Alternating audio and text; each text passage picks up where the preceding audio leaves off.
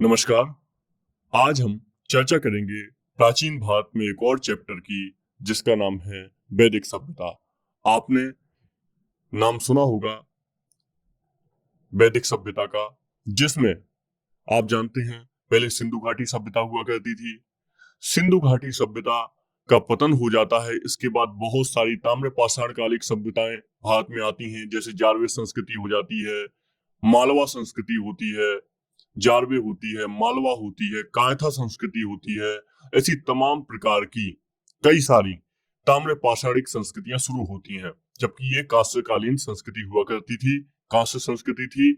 इसके बाद में ताम्र पाषाण, थोड़ा सा ये आपको उल्टा लगेगा जो है भी, क्योंकि दुनिया में जहां भी शुरू हुई है तो पहले ताम्र पाषाणिक संस्कृति शुरुआत हुई, पहले पाषाण काल शुरुआत हुआ, फिर ताम्र पाषाणिक काल शुरुआत हुआ, इसके बाद कांस्य सभ्यताएं शुरू हुई हैं। लेकिन भारत में एक क्रम हमें उल्टा मिलता है। क्यों? क्योंकि भारत में पाषाण काल के बाद कांस्य संस्कृतियां मिलती हैं, फिर इसके बाद हमें ताम्र संस्कृतियां मिलती हैं। और जब ये ताम्र संस्कृतियों का अवसान होता है तो इसी क्रम में हमें देखने को मिलता है कि एक आर्य नाम की कुछ एक नॉर्डिक्स नस्ल के कुछ लोग आते हैं भारत में। ऐसा माना गया है कि नॉर्डिक्स नस्ल से संबंधित थे, जो भारतीय आर्य थे, जो भारत देश में आए थे। हालांकि ये थ्योरी कई सारे डॉक्यूमेंट में, कई सारे जो पुरातत्वविद हैं नकार चुके हैं। वो मानते हैं कि जो आर्य थे ये पूरी तरह भारतीय थे। तो जो हमारे अभी भी जो परंपरागत हमारा ज्ञान है वो उसके हिसाब से कि भारत में जो आर्य आए ये नॉर्डिक नस्ल के हुआ करते थे, कई सारी जत्थों में भारत में आए और इन्हीं को वैदिक आर्यवाद में बोला गया। तो जान लेते हैं आखिर क्या है ये टॉपिक और क्यों हमें पढ़ना चाहिए, क्यों महत्वपूर्ण है। आप देखिए, मैं पहले भी बता चुका हूँ, इतिहास का अध्ययन हमारी जिज्ञासाओं के लिए, हमारे बेहतर भूतकाल को जानने के लिए आवश्यक होता है, और इतिहास का अध्ययन हमें इसलिए करना भी चाहिए। इतिहास ही है जो हमें वर्तमान से जोड़ के रखता है। मैंने कल एक उदाहरण लिया था, एक एग्जाम्पल लिया था आपके सामने। जब अंग्रेजों ने हम पे वाइड बर्डन थ्योरी डाली, तब हमारे जो बहुत बुद्धिमान लोग थे, जो इंटेलेक्चुअल पर्सन थे हमारे देश में, जैसे राजा राम मोहन राय, दयानंद सरस्वती और भी बहुत सारे लोग, इन लोगों ने उनको समझाया कि आप हमको सभ्य बनाने आए हैं, हम तो बहुत पहले से ही सब हुआ करते थे हमारे देश में। हमने कौटिल्य का अर्थशास्त्र इतना पुराना हमारे देश में लिखा गया, हमारे यहाँ सिंधु घाटी सभ्यता जैसी महान सभ्यता थी, हमारे यहाँ वैदिक पीरियड में आप देखेंगे कितने महान लोग हुआ करते थे जिन्होंने तीन तीन वेद लिख दिए, जो आज भी पढ़े जाते हैं, जो आज भी बहुत बड़ा स्रोत समझे जाते हैं नैतिकता का। तो इस तरीके से इतिहास का अध्ययन हमारे लिए आवश्यक होता है। तो चलिए, आइए आज के टॉपिक पर बात कर लेते हैं। इतिहास के वैदिक पीरियड पे आज हम बात करने वाले हैं, वैदिक सभ्यता पे बात करने वाले हैं। तो दरअसल वैदिक सभ्यता की अगर हम बात करें, वैदिक पीरियड की अगर हम बात करें, तो इसको दो पार्ट में डिवाइड किया जाता है। इसको 1500 से 1500 ईसा पूर्व, ईसा पूर्व का मेरी समस्या आप लोग मतलब समझ रहे होंगे। जैसे ईसा मसीह का जन्म हुआ, ईसा मसीह का जन्म हुआ, तो इससे पहले की जो सन है इनको हम ईसा पूर्व बोलते हैं, और जो बाद की है इनको हम ईसवी बोलते हैं हिंदी में। इसको हम बीसी बोलते हैं, बिफोर क्राइस्ट, और इसको बीसी एडी बोलते हैं, और भी तमाम तरह के इसके लिए शब्द होते हैं। तो ईसा मसीह के जन्म से पहले की तिथियां, इसमें ऐसे हम जाएंगे ईसा पूर्व में, एक ईसा पूर्व, दो ईसा पूर्व, तीन ईसा पूर्व। तो ये ऐसी ही घटना है 1500 ईसा पूर्व, मतलब ईसा के जन्म से भी 1500 साल पहले। और जब हम बात करेंगे आगे चल के पढ़ेंगे उत्तर मौर्य उत्तरकाल हिंसा कब भारत में आया, तो हम पढ़ेंगे 6वीं सदी में आया, 7वीं सदी में आया। तो इसका मतलब हो जाएगा ईसा से, ईसा मसीह के जन्म होने के 600 साल बाद, 700 साल बाद भारत में आया। हम ऐसे आगे चल के पढ़ेंगे, एक एग्जाम्पल दिया हुआ है आपको, ताकि आप लोग बेसिक बातों को समझ पाए। चलिए बात करते हैं। तो 1500 ईसा पूर्व से लेके 1000 ईसा पूर्व तक इसको दो भाग में बांटा जाता है, वैदिक पीरियड को, वैदिक सभ्यता को। इसको बोलते हैं पूर्व वैदिक काल, पूर्व वैदिक काल इसे बोलते हैं, या फिर ऋग्वैदिक काल भी इसको बोलते हैं। और दूसरा जो काल होता है हमारा, इसको बोलते हैं 1000 ईसा पूर्व से 600 ईसा पूर्व तक। इसको बोलते हैं हम उत्तर वैदिक काल, उत्तर वैदिक काल, या इंग्लिश में बोले तो पोस्ट वैदिक पीरियड।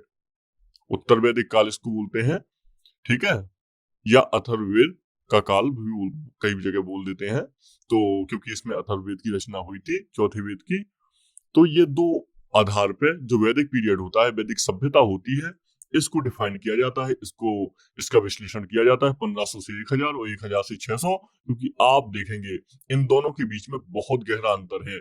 यहाँ पे जो आपको रिचुअल्स, जो आपको धर्म देखने को मिलेगा, जो आपको चीजें देखने को मिलेगी, वो यहाँ पे देखने नहीं मिलेंगी आपको। यहाँ पे पूरी तरीके से बदल जाता है। क्यों? इसका कारण क्या है? क्योंकि यहाँ जो आर्य आए थे, जो लोग आए थे, उनको माना जाता है, कई सारे लोग हैं वो अलग अलग निवास स्थान बताते हैं। अगर हम एक उदाहरण लें तो आप देखेंगे कई तरह के विद्वानों ने जो हमारे आर्य लोग आए थे उनको अलग अलग देशों से आया हुआ बताया है। अगर एक उदाहरण लें तो विद्वानों ने जो आर्य हैं इनके जो मूल निवास है इसके संबंध में कई तरह के तर्कों को रखा है, कई तरह की बातों को रखा है। जैसे उदाहरण के तौर पे अगर हम एक व्यक्ति है बहुत इंपॉर्टेंट है, गार्डन चाइल्ड। जब हम हड़प्पा सभ्यता पढ़ रहे थे तब भी हमने इनका नाम पढ़ा था, गार्डन चाइल्ड जी कहते हैं कि जो आर्य आए थे ये रूस से आए थे, दक्षिणी रूस से आए थे, गार्डन चाइल्ड ऐसा मानते हैं। इसके अलावा जो बाल गंगाधर तिलक जी हैं, श्री बाल गंगाधर तिलक को हम जानते हैं, गरम दल के नेता हुआ करते थे, बहुत ही महत्वपूर्ण व्यक्ति हैं। ये मानते हैं जो आर्य थे ये उत्तरी ध्रुव से आए थे। ऐसे ही श्री दयानंद सरस्वती जी हैं, वो मानते हैं तिब्बत से आए थे आर्य। और भी बहुत सारे लोगों के अपने अपने मत हैं। जैसे अभी हमने इसमें एक दो मतों की और चर्चा कर लेते हैं जो हमारे लिए बहुत ज्यादा महत्वपूर्ण हो सकते हैं। तो पंडित गंगानाथ झा ये भी एक बहुत महत्वपूर्ण व्यक्ति हैं। ये पंडित गंगानाथ झा बोलते हैं कि जो आर्य आए थे ब्रह्मर्षि देश से आए थे। तो ऐसे में मैक्स मूलर मानते हैं मध्य एशिया से आए थे। आप जानते हैं मैक्स मूलर भाषाविद हैं बहुत बड़े, तो मैक्स मूलर बोलते थे ये मध्य एशिया से आए हुए हैं। हालांकि जो आधुनिक नई थ्योरी है इनके हिसाब से ये पूरी तरह भारतीय थे, ये यहीं के लोग थे, ऐसा माना जाने भी लगा है और ऐसा बहुत सारे लोग मान भी रहे हैं। तो चलिए, ये तो हो गई इनके स्रोत पर कि आखिर इनका मूल निवास क्या हुआ करता था। तो आइए कुछ और चीज जान लेते हैं। आखिर आर्य का मतलब क्या होता है? आर्य का मतलब होता है श्रेष्ठ जन या कुलीन। आर्य का मतलब होता है कुलीन। जब आप जानते हैं कि यहाँ पे जब हड़प्पा सभ्यता खत्म हो गई, लगभग हड़प्पा सभ्यता नष्ट हो गई, इसके बाद में ताम्र सभ्यताएं आई, या फिर ये मान सकते हैं हमने उत्तर हड़प्पा काल मान सकते हैं। तब आखिरकार आर्य भारत में आए और इस क्रम में ऐसा माना जाता है कि इनका यहाँ की जो देसी लोग हुआ करते थे, इसके लिए एक शब्द भी मिलता है वेदों में, दस्यु शब्द मिलता है। तो यहाँ के जो देसी लोग थे इनके साथ इनका युद्ध हुआ और ऐसे में माना जा रहा है कि आर्य आखिरकार यहीं पर बस गए, ऐसा माना जाने लगा। तो ये आपके लिए काफी महत्वपूर्ण बात थी। और बाकी जान लीजिए वेद शब्द का अर्थ क्या होता है। वेद जो शब्द होता है इसका अर्थ होता है ज्ञान। तो ये शब्द भी आपके लिए महत्वपूर्ण है। वेद शब्द का अर्थ होता है ज्ञान, ठीक है। तो कुल मिला के इतिहास में 4 वेदों के बारे में हमें पता चलता है कि 4 वेद कौन कौन से हैं। इसमें से पहला वेद है ऋग्वेद, जो सबसे प्राचीन वेद माना जाता है। दूसरा वेद है सामवेद, तीसरा वेद है यजुर्वेद और चौथा वेद है अथर्ववेद। इसमें से इन 3 वेदों को, जो शुरुआती 3 वेद है जो ऋग्वेदिक काल में लिखे गए, इनको वेदत्रयी कहा जाता है। क्योंकि आप इनके बीच में और अथर्ववेद के बीच में देखेंगे काफी अंतर आपको महसूस होगा। आपको जो उस समय का समाज है, उस समय की चीजें हैं, जाति है, वर्ण है, इन सब चीजों के बारे में बहुत ज्यादा अंतर देखने को मिलेगा। अब बात करते हैं आखिर वो अंतर क्या है। इसके बारे में बात करते हैं हम। ये हमने वैदिक पीरियड के बारे में एक बहुत छोटी सी बहस की, बहुत छोटा सा विश्लेषण किया। आइए आगे बात करते हैं। तो ये वैदिक पीरियड के डिवाइडेशन है 1500 बीसी से 1000 बीसी और 1000 बीसी से 600 बीसी। आप देखेंगे जब हमारे यहाँ ये ऋग्वैदिक लोग आए तो ये कई सारे कबीलों में आए। तो ऐसा ही एक शब्द आपको मिलता है पंचजन, मतलब ये 5 कबीलों का, इसका मतलब हुआ 5 कबीले। हालांकि बहुत सारे कबीले आए लेकिन ये 5 कबीलों का उल्लेख मिलता है। 5 कबीलों का, ये अपने साथ संस्कृत भाषा लेकर आए। या अपने साथ संस्कृत भाषा। लेकिन सबसे बड़ी बात है, इनको लिपि नहीं थी इनके पास कोई लिपि नहीं थी। लिपि का मतलब क्या होता है, जैसे हम जब बोलते हैं तो भाषा बोलते हैं, लेकिन हम लिखते भी तो है ना। अगर हमारे पास लिपि नहीं होती तो हम संस्कृत को ऐसे संस्कृत नहीं लिख पाते, मुंह से तो बोल लेते लेकिन हम संस्कृत लिख नहीं पाते। तो इनके पास लिपि नहीं हुआ करती थी।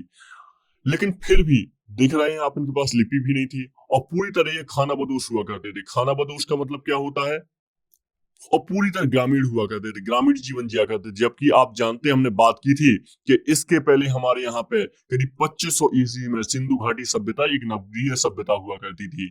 मतलब वहां पे पहले से ही नगर थे, लेकिन ये पूरी तरह ग्रामीण हुआ करते थे। इनका मूल आधार हुआ करता था पशुपालन। पशुपालन का मूल आधार हुआ करता था। तो फिर भी हम इनके नाम के पीछे सभ्यता क्यों लगाते हैं।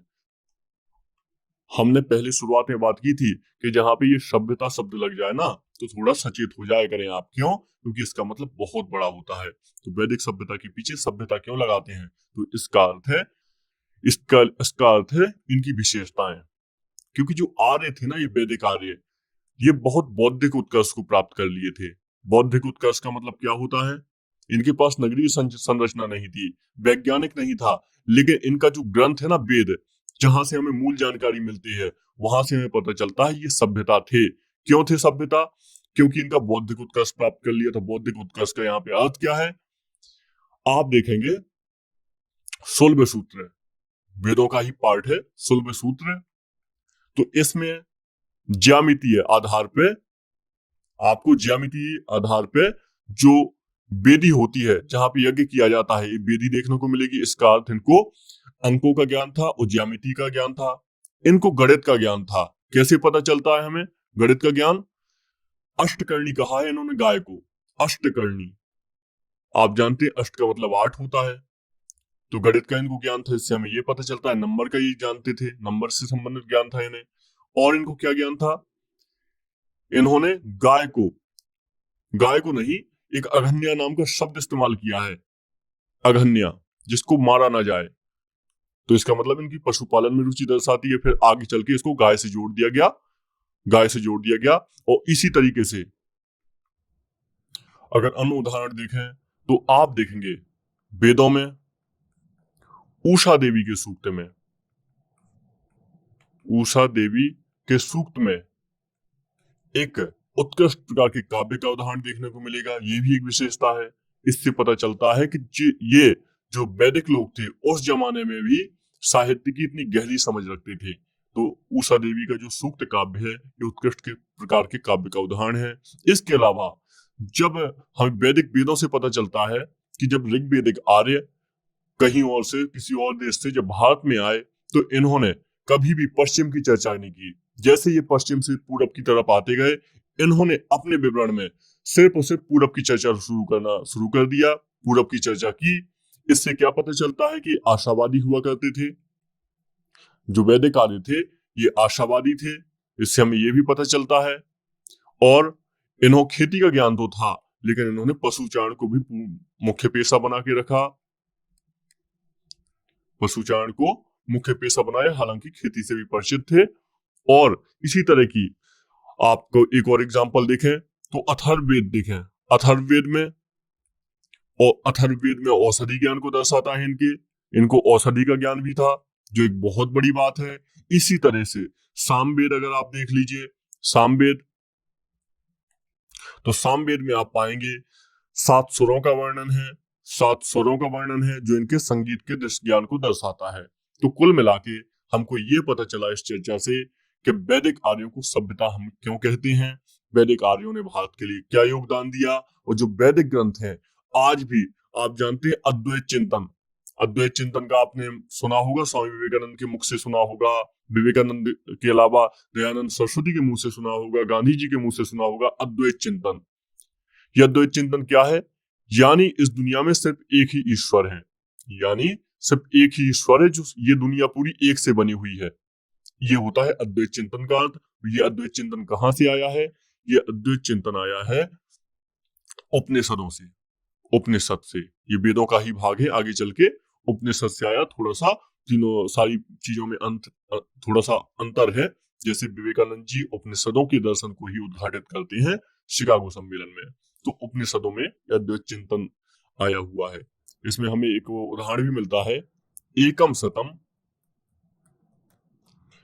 विप्रह बहुधा वदंती। हमें ये लाइन भी देखने को मिलती है वेदों में। तो इसके बहुधा वदंती मतलब एक ही सत्य है जिसे विद्वान लोग अलग अलग प्रकार से कहते हैं। तो हमें इस तरीके के उदाहरण देखने को मिलते हैं जिससे हमें पता चलता है कि वेदों में अद्वैत चिंतन की भी शुरुआत होती है, जो आगे चल के भारतीय दर्शन का मूल बन गया। तो कुल मिला के इन सब बातों से हमें पता चलता है कि जो वैदिक आर्य थे ये बहुत ही उच्च बौद्धिक उत्कर्ष वाले लोग थे और इन्होंने भारतीय संस्कृति के लिए बहुत कुछ किया। कुछ इसमें फैक्ट भी बनते हैं, तथ्यों से भी प्रश्न बनते हैं, लेकिन आपके लिए महत्वपूर्ण होता है कि पहले आप कॉन्सेप्ट समझ लें, एक अवधारणा समझ लेते हैं, तो इसके बाद में कॉन्फिडेंस आ जाएगा और आप जो फैक्ट होंगे बीच के वो बड़ी आसानी से टैकल कर जाएंगे, बड़ी आसानी से उन्हें सॉल्व कर जाएंगे। चलिए और बात करते हैं तो आर्यन माइग्रेशन थ्योरी। तो आर्यन माइग्रेशन थ्योरी के बारे में हम पहले ही बात कर चुके हैं कि किस तरीके से गार्डन चाइल्ड इनको रूस का बताते हैं, तिलक जी इनको उत्तरी ध्रुव से आया हुआ बताते हैं, गंगानाथ झा ब्रह्मर्षि देश से आया हुआ बताते हैं, मैक्स मूलर मध्य एशिया से बताते हैं और तमाम लोगों के अलग अलग विचार हैं। तो वो आपके लिए कुछ ज्यादा महत्वपूर्ण नहीं है।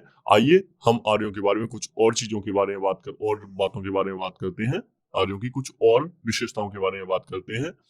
तो जैसा कि आप जानते हैं आर्य मध्य एशिया या फिर कहीं से भारत देश में आए, इनका यहाँ के लोगों के साथ संघर्ष हुआ, यहाँ पे आके बस गए और इन्होंने समय के साथ इन्होंने वेदों का संकलन किया और वेदों में कुछ ऐसी अद्वितीय बातों का संकलन किया जो हमें इनकी विशेषताएं बताती हैं। ऐसे ही एक उदाहरण है वर्ण और जाति।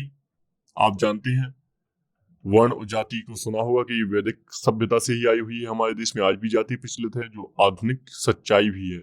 वर्ण जाति, आश्रम, संस्कार,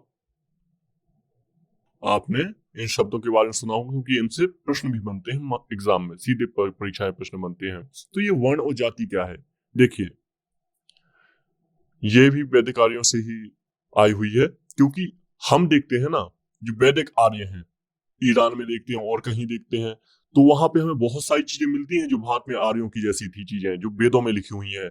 लेकिन जाति और वर्ण, जाति की संकल्पना हमें भारत से कहीं बाहर देखने को नहीं मिलती है। इससे हमें पता क्या चलता है कि जो ये जाति की व्यवस्था है ना, ये भारत की अपनी व्यवस्था है और आर्यों ने यहीं के जो देसी लोग हुआ करते थे उनसे ये व्यवस्था ली है, संग्रहित की है।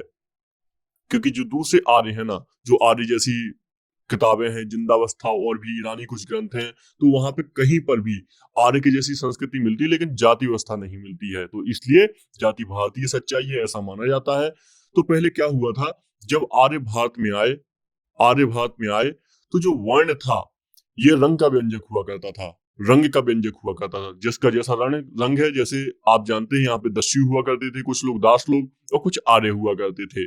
तो आर्यों का गोरा रंग हुआ करता था, दस्युओं का काला रंग हुआ करता था, सांवला हुआ करता था। तो ऐसे में क्या हुआ, ये रंग का व्यंजक हो गया, रंग के आधार पर माना जाने लगा कि वर्ण जो है ये रंग का व्यंजक हो गया, वर्ण। फिर इसके बाद में रंग के बाद में ये आपके कार्य का व्यंजक बन गया। आप कैसा कार्य करते हैं इसके आधार पे आपका वर्ण डिसाइड होगा। आगे चल के क्या हुआ, कार्य से लेके जब और भी आगे जाके इनका विकास हुआ, तो ये कार्य से लेके, और ये कार्य किसके आधार पर होता था, आपका जाति डिसाइड नहीं करती थी। आप जैसा कर्म करेंगे उसके आधार पे आपका वर्ण डिसाइड होगा। और आगे चल के ये जो कर्म के आधार पे जो वर्ण हुआ करता था ये जाति बन गई, ये जाति के आधार पर हो गया कि अगर आप ये काम करते हैं तो आपकी यही जाति रहेगी, जाति आपकी बदल नहीं पाएगी। तो ऐसा कुछ हुआ। लेकिन ऐसे में क्या हुआ, बीच में विवाह संस्कार होते थे, विवाह होते थे और लोग काम बदल दिया करते थे। तो ऐसे में वर्ण संकर की व्यवस्था आई, मतलब जो जिनको ना आर्य माना जाता था, ना दस्यु माना जाता था, ना कोई दूसरा वर्ण माना जाता था। ऐसे वर्ण संकर की व्यवस्था आई और इन्हीं वर्ण संकर से बहुत सारी जातियों का आगे चल के विकास होता गया, जातियों का विकास होता गया। तो इस तरीके से ये हम वर्ण और जाति को देखते हैं। ये आप देखेंगे यहाँ पे ऋग्वेदिक काल की सच्चाई है और ये आपको देखेंगे तो उत्तर वैदिक काल की सच्चाई दिखाई देगी, जाति। ऐसे ही आश्रम की व्यवस्था है। आश्रम का अर्थ क्या होता था, आमतौर पर कोई भी व्यक्ति है, इसका आदर्श जीवन 100 वर्ष का माना जाता था। 100 वर्ष का क्यों माना जाता था? क्योंकि ऐसा मानते थे कि 100 साल इंसान जीता है, तो इसको 4 भाग में डिसाइड किया जाता था।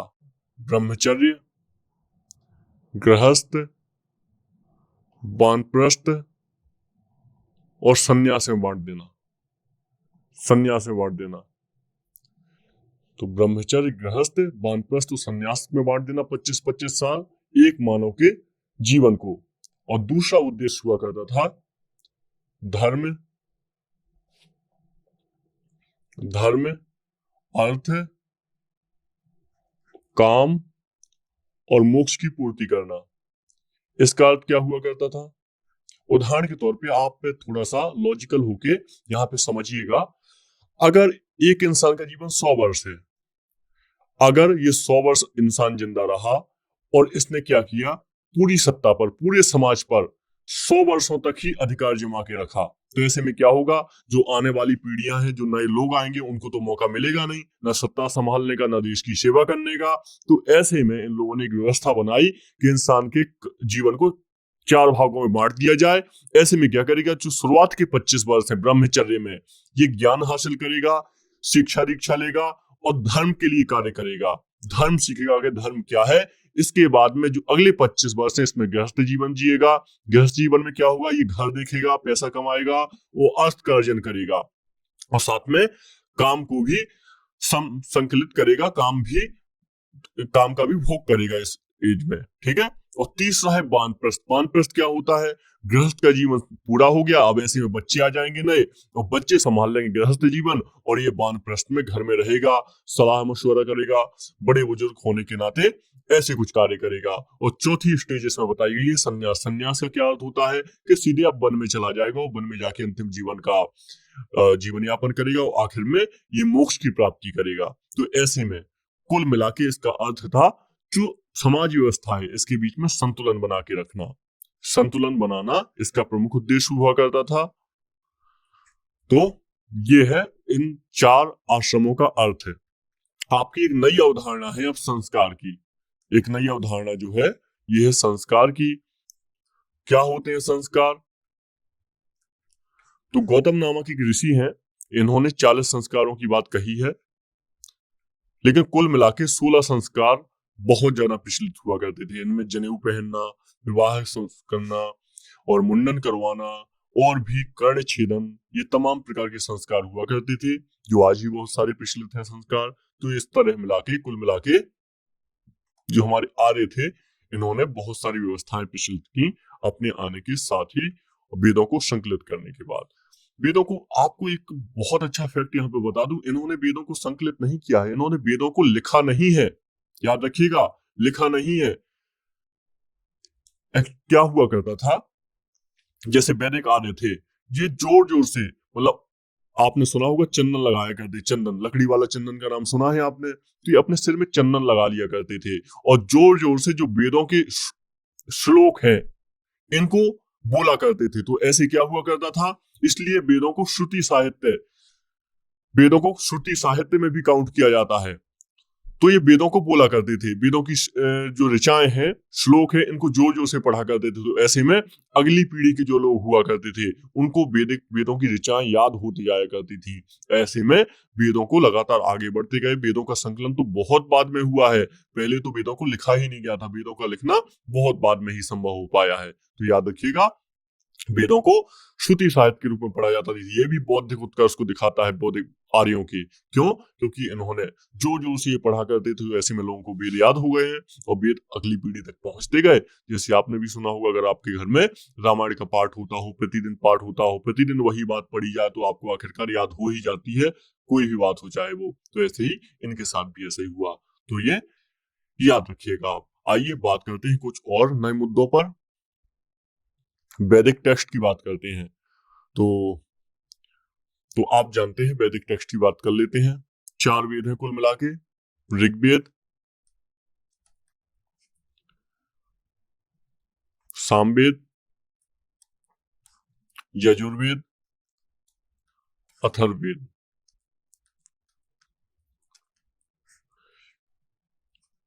इनके अपने ब्राह्मण ग्रंथ भी हैं और इनके अपने उपनिषद भी हैं। तो ये काफी महत्वपूर्ण है। जो ऋग्वेद है इसमें 1028 सूक्त हैं, हम जानते हैं सबसे प्राचीन वेद है ये। इसके दो ब्राह्मण ग्रंथ भी हैं, ऐत्रेय और कौशितकी।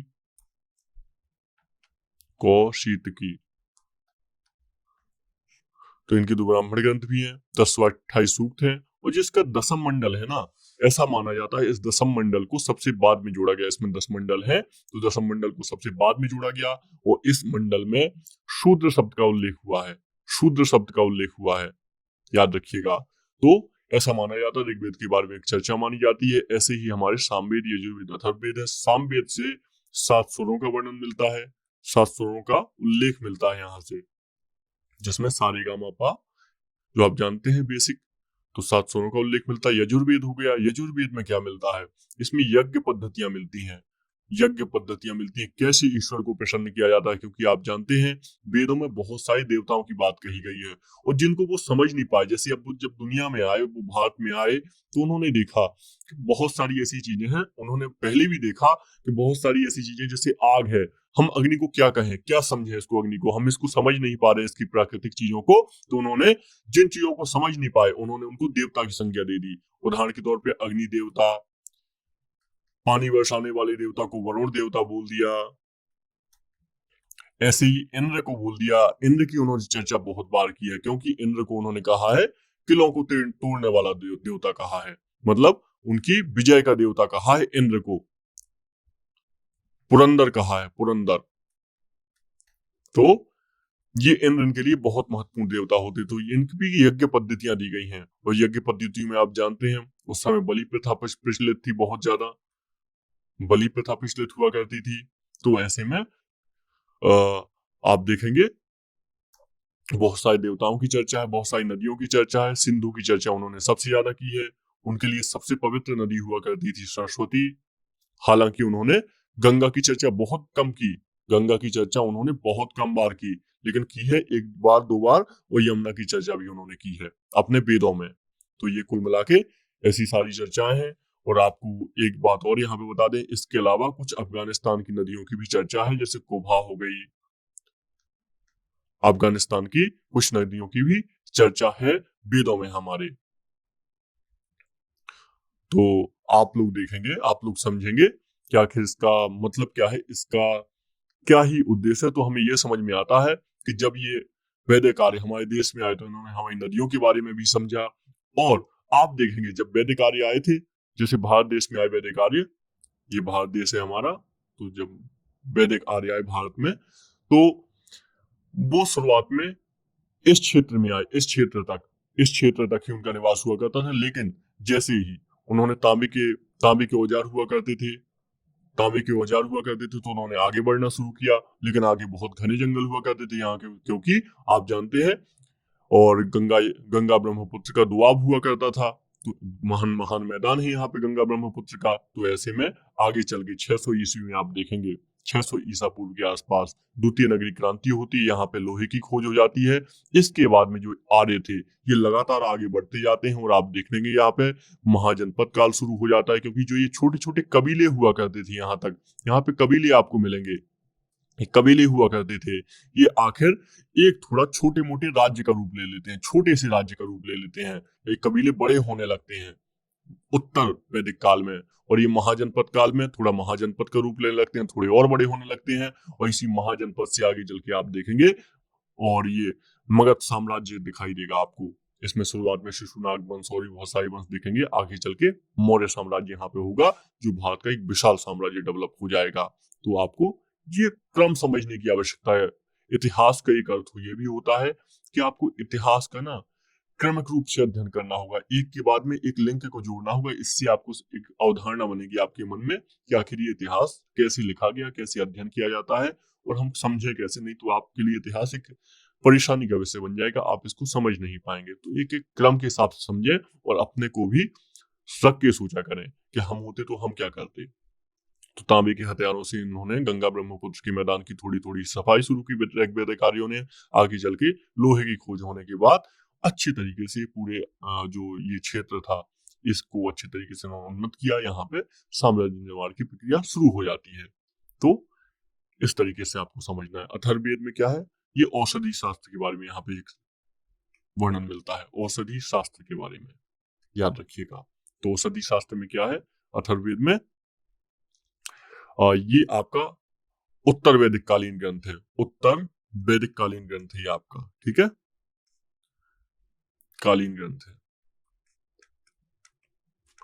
तो अब आपके मन में प्रश्न होगा कि आखिर फिर ये वेद हमारे जो आर्य थे ये कैसा क्या रहा। तो मैंने आपको यहाँ पे क्रम समझा दिया कि वैदिक आर्य आए पहले भारत में, इसके बाद में इन्होंने ऋग्वेदिक काल में एक छोटे से पंचजन कबीलों की स्थापना की। इन कबीलों का युद्ध भी हुआ बहुत सारा आपस में, यहाँ के देसी लोगों के साथ इनका युद्ध हुआ।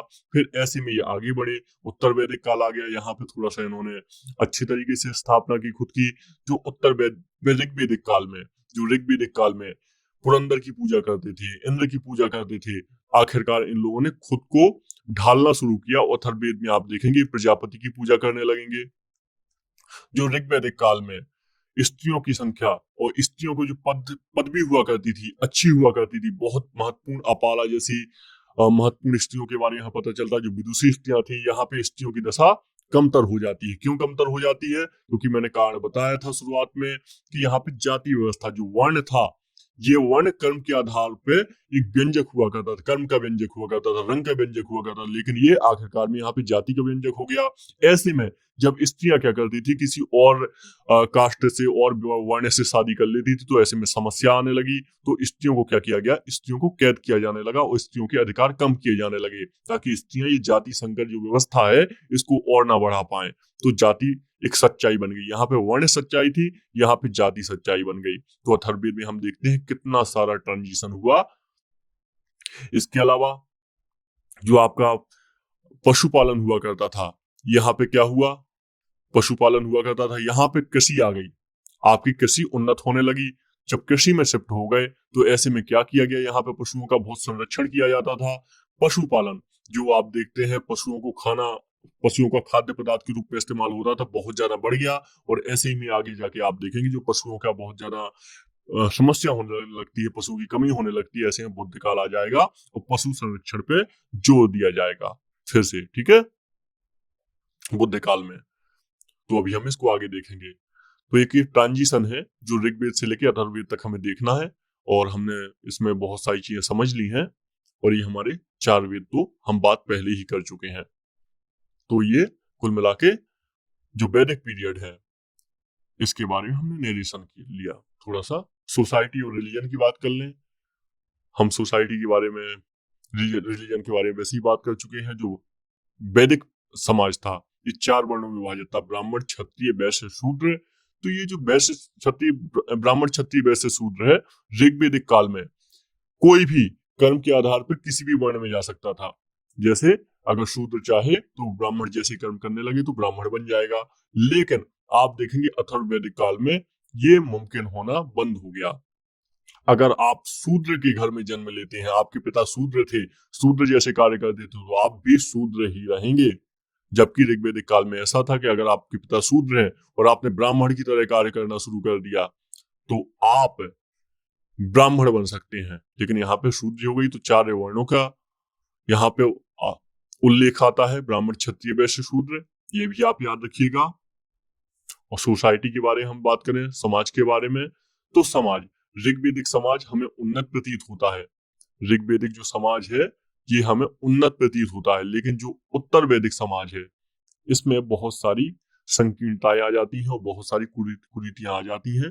और इन्हीं कुरीतियों से निपटने के लिए आगे चल के बुद्ध और जैन आते हैं, जो भारत के धर्म को, भारत की दिशा को बहुत अच्छा बनाते हैं। और जो वैदिक धर्म था इसमें गर्व का भाव ना आ जाए, अहम का भाव ना आ जाए, अहंकार ना आ जाए, इसको कम करते हैं। ताकि इससे क्या होता है, जो ये वैदिक धर्म था जिसको हम हिंदू धर्म भी आगे चल के मानते हैं कभी कभी, हालांकि हिंदू धर्म नहीं है, हिंदू धर्म तो बहुत सारी नदियों का संगम है, बहुत सारे पंथ है इसमें। तो ये जो वैदिक धर्म है, तो ये वैदिक धर्म को अहंकारी होने से बचा लेते हैं। और वैदिक धर्म अपने आप में बहुत सारी चीजों को सही करता है और बहुत सारे जो नए विचार होते हैं उनको एक्सेप्ट करता है, ठीक है। तब वैदिक अब इसके बारे में हम पढ़ लेते हैं, सेक्रीफाइस और रिचुअल्स के बारे में पढ़ लेते हैं। हम पहले ही पढ़ चुके हैं रिचुअल्स के बारे में, संस्कारों के बारे में करीब 40 संस्कारों की बात की है गौतम नामक ऋषि ने, 16 पिछले थे। इसके अलावा इनमें कुछ धार्मिक प्रतीक भी थे और धार्मिक चिन्ह भी थे। जैसे ये इंद्र की पूजा किया करते थे, सोम की किया करते थे, सोम रस का पान भी किया करते थे, वरुण की पूजा, अग्नि की पूजा किया करते थे।